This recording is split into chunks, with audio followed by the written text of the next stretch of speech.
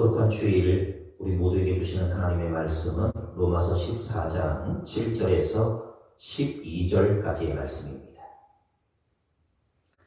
우리 중에 누구든지 자기를 위하여 사는 자가 없고 자기를 위하여 죽는 자도 없도다. 우리가 살아도 주를 위하여 살고 죽어도 주를 위하여 죽나니 그러므로 사나 죽으나 우리가 주의 것이로다. 이를 위하여 그리스도께서 죽었다가 다시 살아나셨으니 곧 죽은 자와 산 자의 주가 되려 하심이라. 네가 어찌하여 내 형제를 비판하느냐? 어찌하여 내 형제를 업신여기느냐? 우리가 다 하나님의 심판대 앞에 서리라. 기록되었으되 주께서 이르시되 내가 살았노니 모든 무릎이 내게 꿇을 것이요 모든 혀가 하나님께 자백하리라 하였느니라. 이러므로 우리 각 사람이 자기 일을 하나님께 짓고 하리라. 아멘. 오늘도 예배 자리에 나오신 여러분 모두에게 하나님의 은혜와 평강이 충만하게 흘러 넘치기를 소망합니다. 전에 섬겼던 교회에서 중고등부 아이들이 여름 수련회를 산청에 있는 에스라 하우스라는 곳으로 갔던 적이 있었습니다. 여기서는 4박 5일 동안 창세기부터 요한계시록까지를 통독하는 그런 프로그램을 진행합니다. 성경을 처음부터 쭉 읽어나가다가 설명이 필요한 부분은 설명을 해주는 그런 형태로 진행이 되어집니다. 그곳에 다녀온 아이들에게 무엇을 배웠고 무엇을 다짐하고 왔느냐 그렇게 물어보았습니다. 그랬더니 대부분의 아이들이 공통적으로 하는 이야기가 있었습니다. 돼지고기를 절대 먹지 않겠다는 것입니다.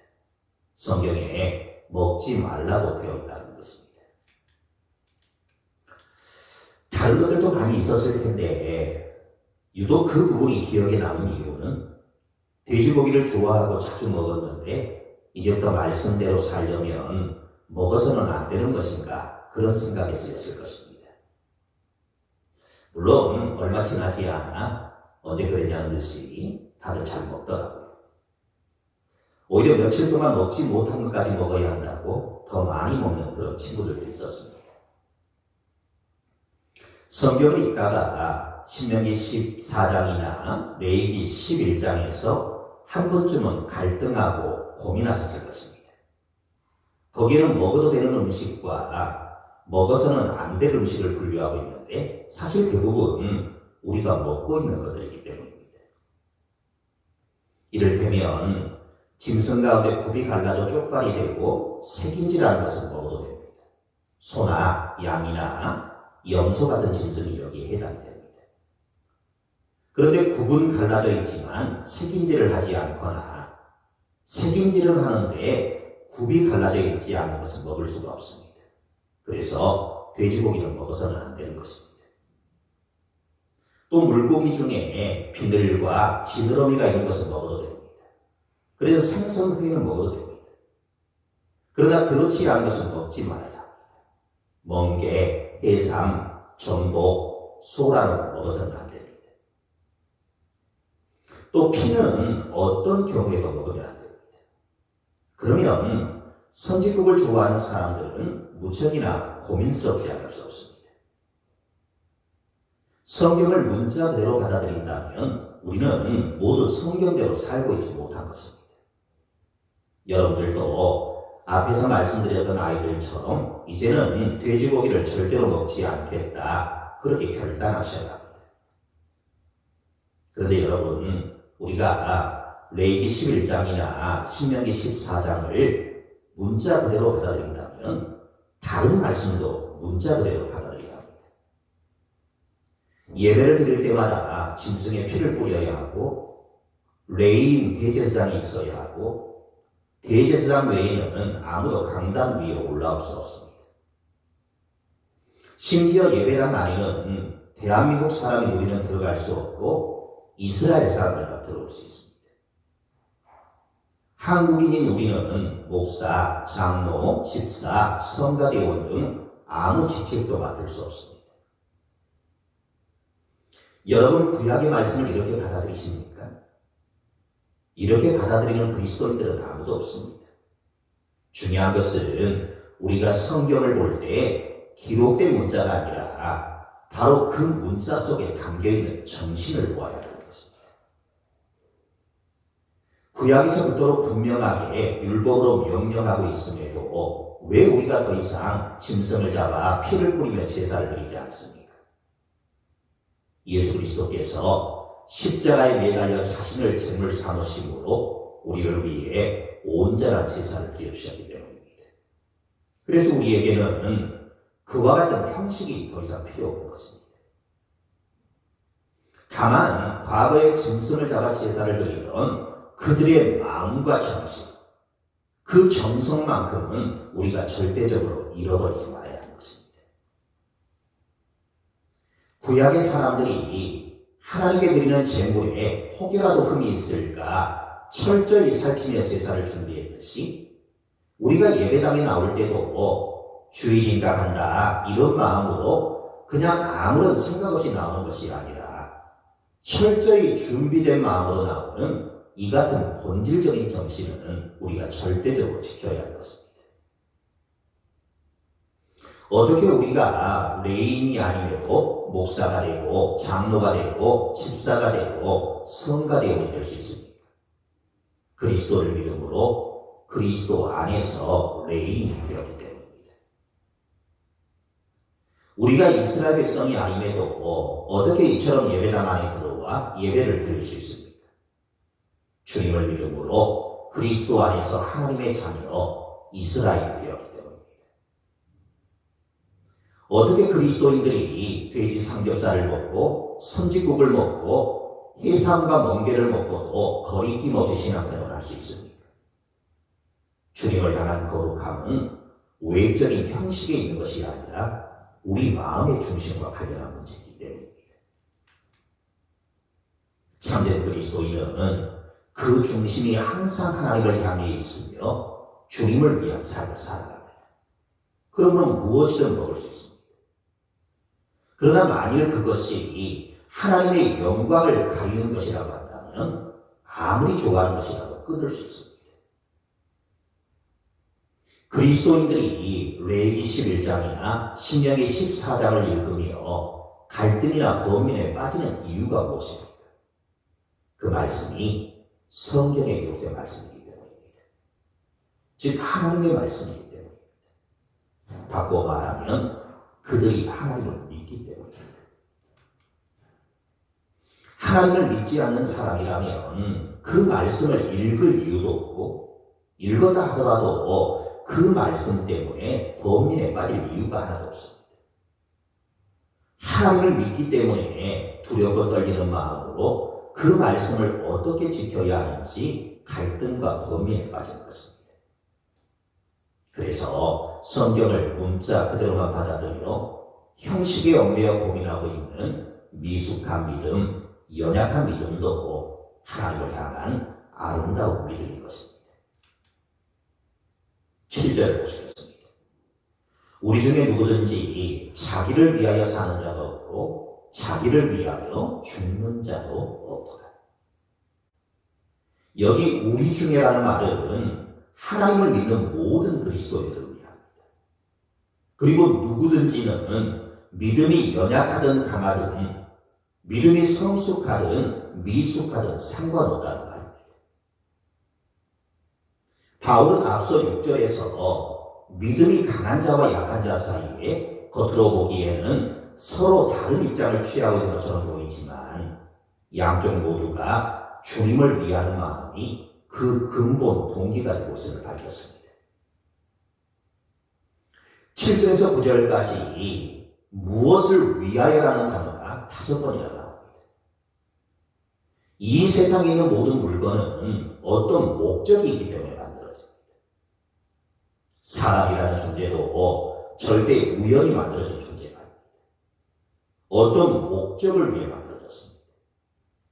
그 목적이 무엇입니까?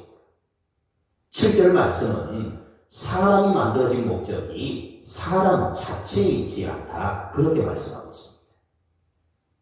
자기를 위해 살고 자기를 위해 죽는 자기 자신을 목적으로 삼기 위해 사람이 태어난 것이 아니라는 것입니다.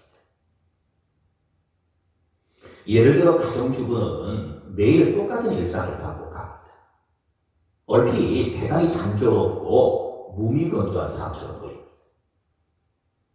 그러나 자기 삶의 목적을 자기에게 두지 않고 남편이나 자녀에게 두게 되면 단조롭게만 보였던 그 삶은 엄청난 가치와 의미를 지니게 됩니다.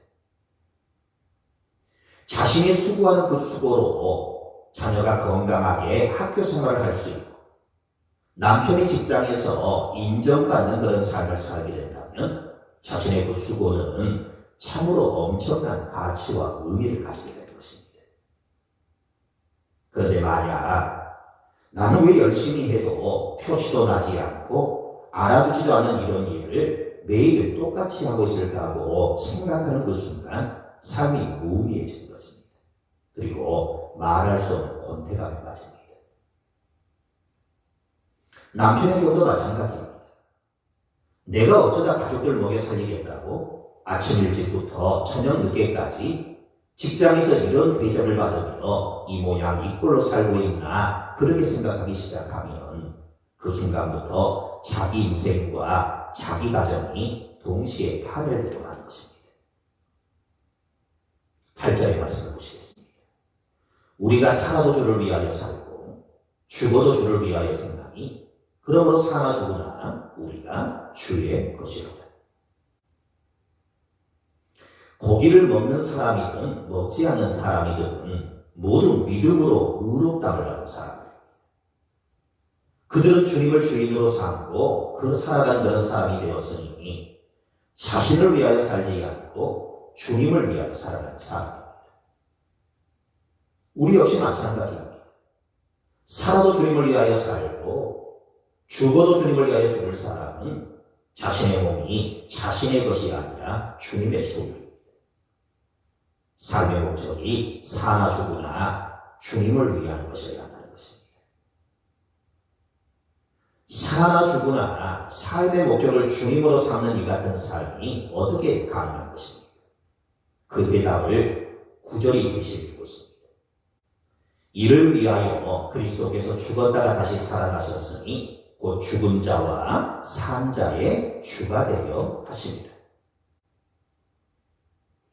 우리의 죄를 대신 지고 십자가에서 돌아가셨다가 다시 살아나셔서 우리가 이 땅에서 살아있을 때뿐만 아니라 죽은 뒤에도 우리를 영원한 길로 인도하시는 그리스도로 말미암아 가능하다는 것입니다.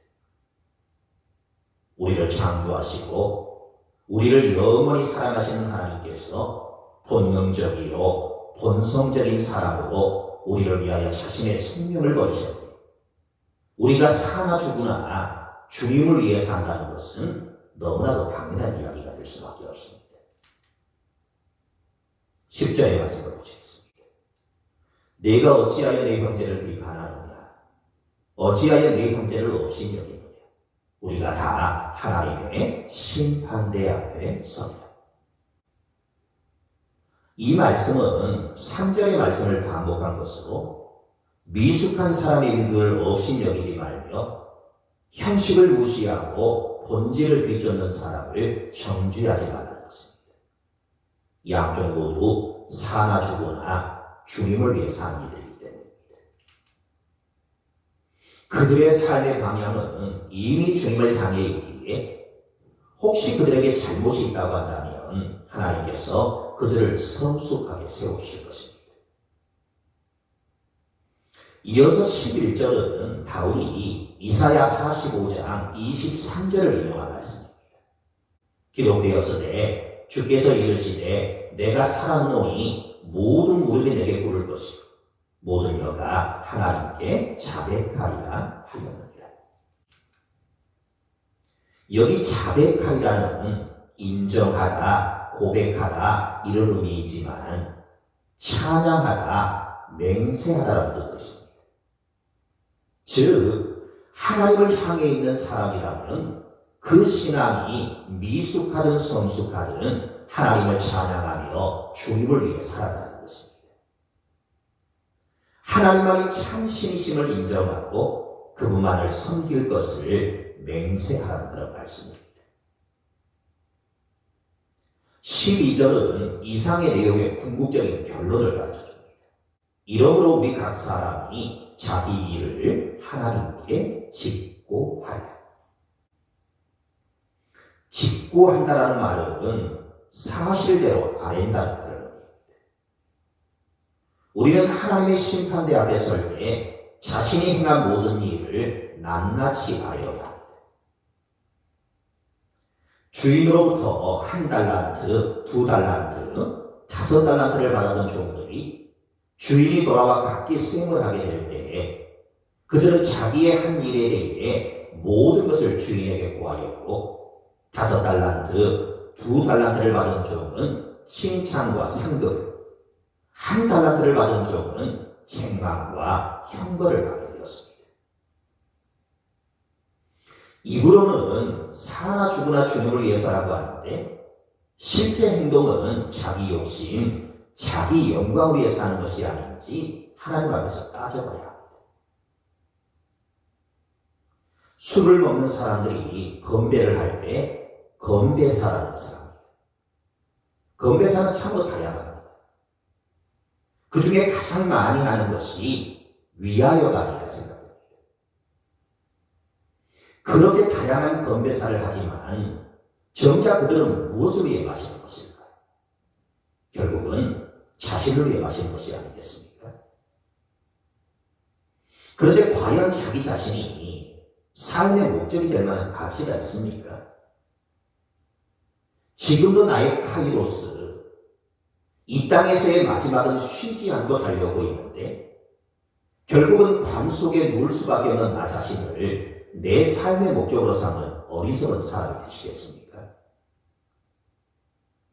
우리가 무엇을 하든지 어떤 행동을 하든지 무엇을 먹든지 무엇을 마시든지 오직 주님을 위해 행하고 살아가는 사람이 될 때 다른 사람을 살리고 내 삶도 존귀하게 여겨갈 수 있습니다. 오히려 나 자신의 행동과 믿음에 대해 하나님 앞에서 심판받을 것임을 기억하고 두렵고 떨리는 마음가짐을 가져야 합니다. 자신을 돌아보며 마지막에 주님 앞에 설 때를 기억하고 오늘의 시간을 진실하고 겸손하게 하나님 앞에서 살아가는 것입니다. 한국교회 안에는 나와 다른 신앙의 모습, 나와 다른 견해를 가지고 있는 사람을 쉽게 받아들이지 않는 그런 분위기가 강합니다. 나와 다른 모습을 가진 신앙 형태에 대해 강하게 의심하고 정죄하려는 태도를 쉽게 발견할 수 있습니다. 이렇게 비판하는 그 배후에는 나는 옳고 다른 사람은 잘못되었다는 생각이 있는데 이것을 독선이라고도 하고 자기의라고도 합니다. 우리는 나의 독선으로 나와 다른 형태의 견해와 신앙을 쉽게 판단하고 비판하고 합니다. 그 결과 한국교회는 지난 수십 년 동안 여러 차례 교단들이 분열하였고 서로에 대한 불신과 감정의 불편함을 간직하고 있습니다. 사랑하는 성도 여러분, 우리 또한 이러한 생각이나 행동에서 자유로울 수는 없습니다. 우리는 습관적으로 나와 다른 사람, 우리와 다른 신앙 공동체를 비판하는 일에 익숙해져 있습니다. 우리가 분열에 앞장서고 있는지 아니면 일치에 앞장서고 있는지 생각해야 합니다. 내가 있는 곳, 내가 하는 말과 행동이 내가 속해 있는 공동체에 분열과 상처를 주거나 갈등을 일으키고 있다면 이제는 돌이켜야 합니다. 우리가 살아도 주를 위하여 살고 죽어도 주를 위하여 준다. 그러므로 사나 죽으나 우리가 주의 것이로다. 우리가 무엇을 하든지 주를 위해 할 수 있음에 감사하시고 무엇이든지 주를 위하는 삶을 살아가는 사람들을 축복하는 성도님들 모두가 되시기를 간절히 소망합니다. 기도하겠습니다. 하나님, 우리에게 넓고 큰 믿음을 허락하여 주옵소서. 그리하여 나와 다른 형태의 신앙생활의 모습을 간직하는 사람들까지라도 넉넉히 이해하고 수용할 수 있는 믿음이 되게 하여 주옵소서. 독선에 빠져서 다른 사람들을 비판하고 정죄하는 모습이 없게 하시고 그리스도의 그 사랑으로 만나는 모든 사람들을 품고 안아갈 수 있는 우리 모두가 되게 하여 주셔서 하나님이 원하시는 아름다운 신앙의 공동체를 만들어가는 그 일에 온 힘을 기울이게 하여 주옵소서. 예수 그리스도의 이름으로 기도드립니다. 아멘.